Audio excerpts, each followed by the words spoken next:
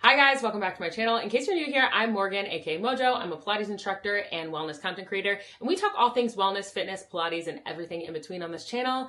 I want to talk about something super important that I get asked about a lot, and that is pay transparency as a Pilates instructor. Pay transparency is super important in any industry, but it's especially important in the fitness industry because, believe it or not, there are a lot of studio owners, managers, eager to exploit you for your time, resources, and talent. So it's important that you have some context on what getting paid in the fitness industry looks like. So to help with some of that lack of transparency, I'm gonna let you guys in my business. I'm gonna tell you how much I got paid last month as a full-time Pilates instructor. Before we dig into the numbers, I need to give you guys some context. I've been teaching fitness for about 4 years, so I wouldn't consider myself a vet, but I'm definitely not brand new to the game. Like, I have a significant amount of teaching under my belt, and that will definitely impact the amount that I get paid, of course.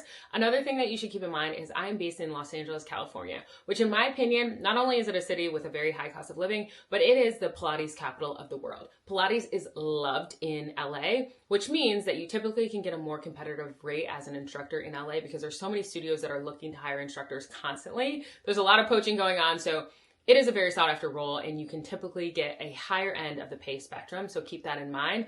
Also, you have a lot more clients who love Pilates in LA who are willing to pay a premium for private sessions, so all important things to keep in mind. Something else worth noting about me is that in the last couple of months, I've been really focused on building out my virtual Pilates brand, which I'm so excited about and can't wait to take you guys more on that journey and share more behind the scenes.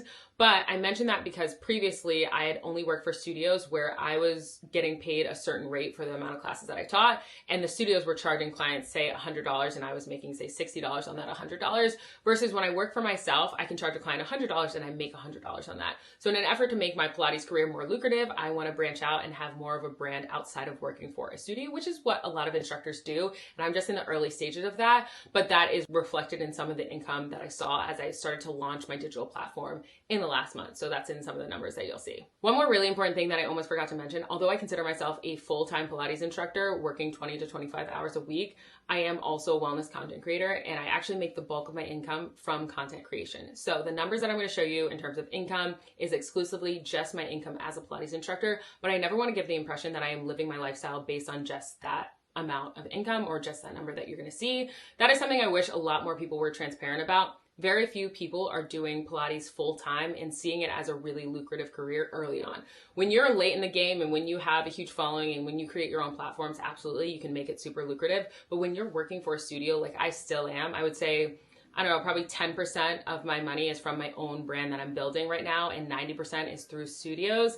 It is really hard to make a decent living from that. So I do rely on other sources of income, and that is through content creation. So that level of transparency is really important for this conversation. Now let's get into the juicy details, probably why you are all here. How much did I make as a Pilates instructor in Los Angeles teaching Pilates?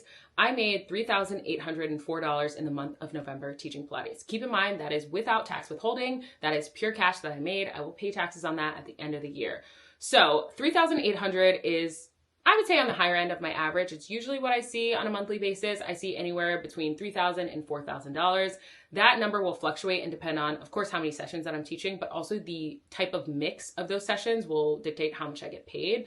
What I mean by that is there are 3 different buckets that generate this income. One is group classes at the 2 studios that I teach at. One studio pays me a flat rate per group class, and the other pays me per head. So the more students I have in class, the more I get paid. So there's group classes in one bucket. Second part of that bucket is privates through one of those studios. So that means they market to an audience, they help fill my schedule, they do all the operations, and then they pay me a flat rate for showing up and teaching those private sessions. So that's the second bucket. And then the third bucket is what I've talked about, which is my own business. So that is something where I'm charging a specific rate and I get to keep all of the income from those classes because it is my own business. It is clients that I'm recruiting and finding on my own.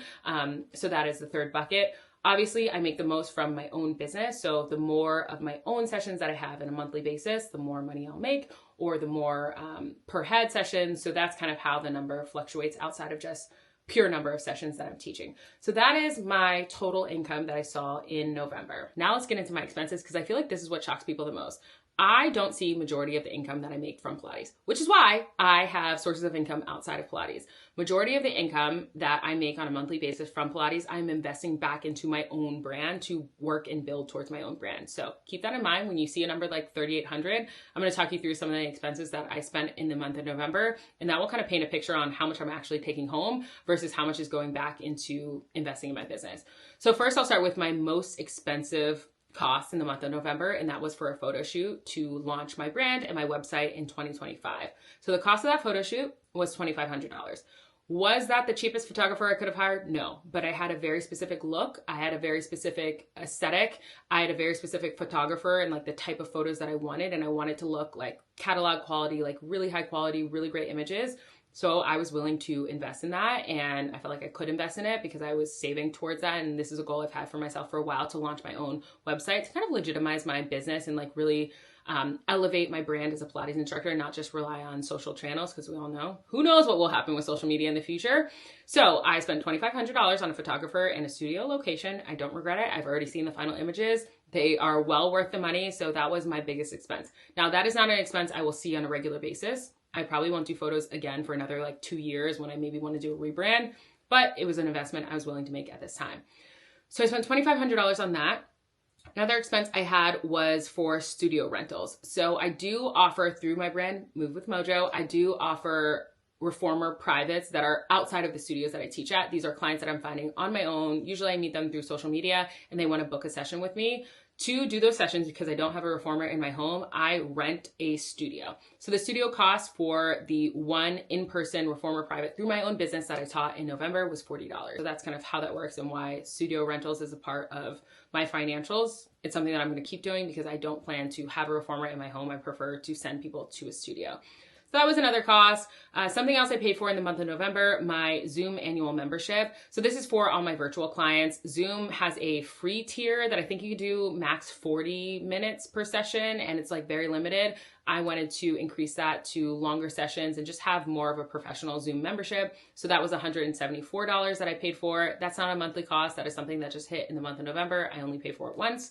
Another cost, and these two are related, but I'm a member of a few different Pilates subscriptions. I'm a firm believer that these help you be a better instructor, whether it's a subscription that's going to help you with inspiration for routines or give you different ways to like plan your routines, or it's workshops and like education. So one of those is an anatomy Pilates workshop that I'm a member of, where I pay $59 a month. I get access to different workouts, different routines, a physical therapist who's really knowledgeable about anatomy, and he gives great educational workshops on various different pre-existing conditions and specialty populations to work with.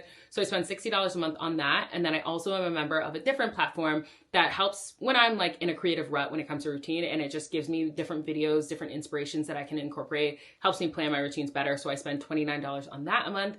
And then the last expense that I spent in November was my booking platform, which I use to book all of my private sessions as my Move with Mojo entity.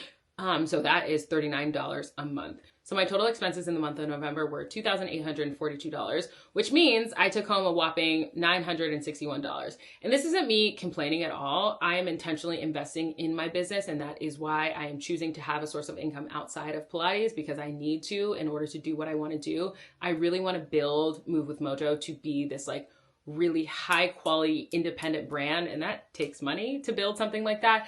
So right now I'm in the building stage where the bulk of the money that I'm making from Pilates I'm actually not seeing and not getting to spend essentially. So that is what a little snapshot of a typical month looks like for me.